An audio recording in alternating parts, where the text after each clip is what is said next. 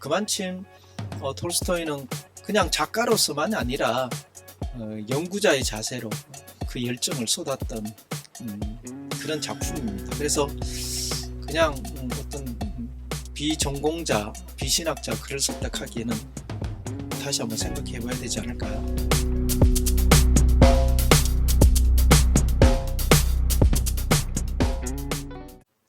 안녕하세요. 잘 지내셨습니까? 지난 시간에 처음으로 톨스토이가 쓴 복음서에 대한 이야기들을 함께 해보기로 말씀을 드렸는데, 이제 좀 더 본격적으로 함께 하기로 했던 톨스토이 복음서라고 우리나라에 번역된 책을 중심으로 이 시간을 좀 꾸며보겠습니다. 오늘은 두 번째 시간으로 머릿말을 가지고 한번 좀 더 자세히 해볼 텐데, 제목을 잡아보니까 이렇게 잡을 수 있을 것 같더라고요.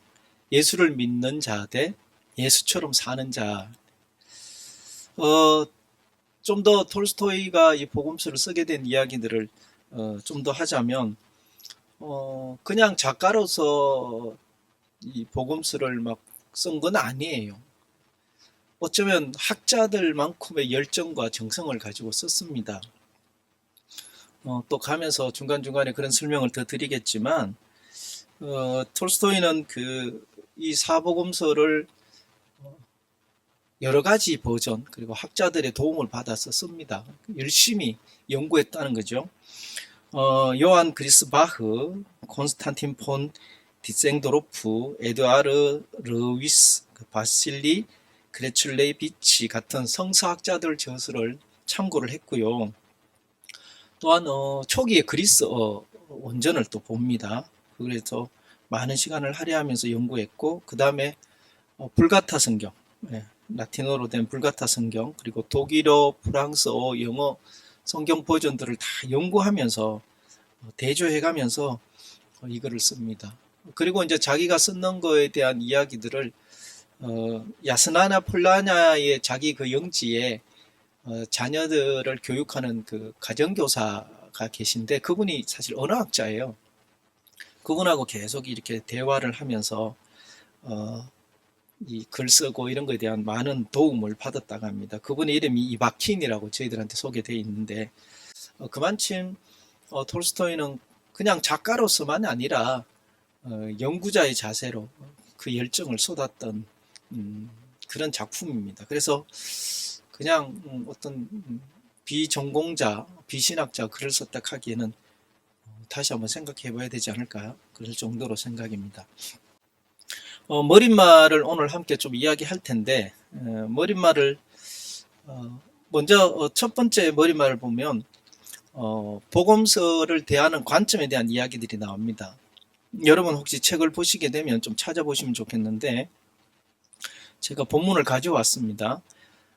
예수 자신은 단 한 권의 책도 쓴 적이 없다. 그의 말을 기억하는 사람들이 기록하기 시작한 것에 불과하다. 교회는 그 가운데에서 처음에 세 가지를 가려냈고 나중에 한 가지를 추가하여 네 가지 복음서를 확정했다. 이렇게 톨스토이는 썼습니다. 여러분 다 아시죠? 우리 사복음서를 공관복음서라 그래서 마태, 마가, 누가를 하나로 묶고 그 다음에 요한복음을 합쳐서 사복음서라고 하거든요. 그런 거를 지금 여기서 이야기를 하고 있고, 또 톨스토이는 사실은 이 성경을 그냥 우리 보통 기존의 교리에서 말하는 무엇을 이런 개념하고 좀 다른 것 같아요. 그래서 예수님 당시에 예수님은 뭐 글을 안 쓰셨으니까, 그리고 제자들이 글을 잘 모르는 소위 말하는 그 무식하다 해야 될까요? 그런 쪽이었기 때문에 그냥 말로 많이 하셨고, 그걸 이제 후대가 나중에 이렇게 그 예수님의 사상이 사라지는 것을 아까워해서 이제 글을 쓰기 시작한 게 이제 성경이라고 신약이라고 하죠. 그런 면에 있어서 톨스토이는 문자적 그대로 절대시하는 것에 대해서는 좀 반대했던 그런 성향을 좀 나타냅니다. 그리고 앞서도 말했듯이 글을 모르는 민중들을 향해서 이야기하셨기 때문에 나중에서야 그 예수님의 가르침들을 남기고 싶어 했던 게 사실은 복음서죠. 그래서 이 네 가지 복음서만 정통으로 채택했는 데 대해서 톨스토이는 인간의 손이 닿았다. 그래서 완전하지는 않다라고 생각하는 그런 관점이 이 톨스토이 복음서의 톨스토이 입장입니다.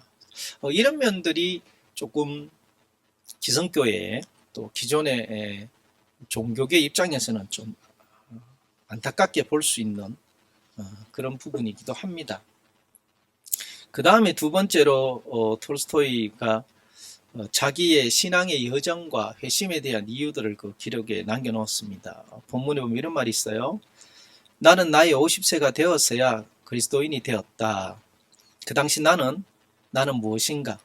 나의 삶의 목적은 무엇인가? 라는 질문을, 그리고 삶 자체가 악이라는 결론에 도달했다. 나는 절망했다.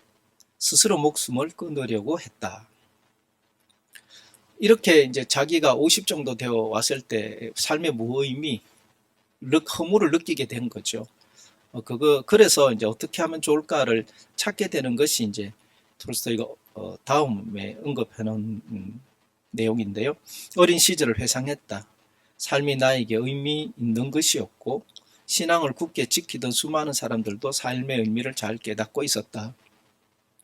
그래서 이제 자살이라는 생각들에서 좀 벗어나고 싶어하는 그 정신력이 있었죠. 그래서 그것을 이겨내고자 주변을 살피게 됩니다. 그러다 보니까 자기 어린 시절, 그래도 순수했던 어린 시절의 신앙이 되살아났고, 그리고 주변에 사람들의 신앙을 지킨 사람들 보고 많은 도전을 받았다. 우리 보통 말로 하면 그런 게 있죠. 그래서 그 대상이 누구였냐면 주로 농부라고 볼 수 있어요. 그 당시에 그 귀족이나 또 학자들도 주변에 많이 있었고 예술가들도 많았지만 그들한테 가서 물어보고 찾아보고 추구했다, 이렇게 좀 참여록에는 언급이 되어 있어요. 근데 사실 톨스토이 고백에 보면 농부들한테 큰 감동을 받았다. 그래서 그 농부들이 그 당시에는 되게 힘들고 어려웠지만 그래도 즐겁게 살아갔던 모습들을 보면서 저들은 어떻게 해서, 무엇이 있어서 저렇게 행복한 미소를 지을 수 있을까? 물질로도 명예로도 또 권력이라 그래야 될까요? 그런 것들로도 톨스토이는 충분히 가졌음에도 불구하고 저들보다는 그 허무함을 느끼게 된 거에 대한 그런 비교가 농부들. 그래서 톨스토이는 나중에 그 농부들이 입는 옷을 주로 입고 생활을 하죠. 그 아내 소피아가 별로 좋아하지 않지만 그런 모습을 볼 수 있습니다. 네, 오늘은 여기까지 한번 이야기를 정리하고 간단하게 살펴봤습니다. 다음 시간에는 이어서 머릿말의 다른 부분들을 또 지속해서 하겠습니다. 여러분 건강하십시오. 감사합니다.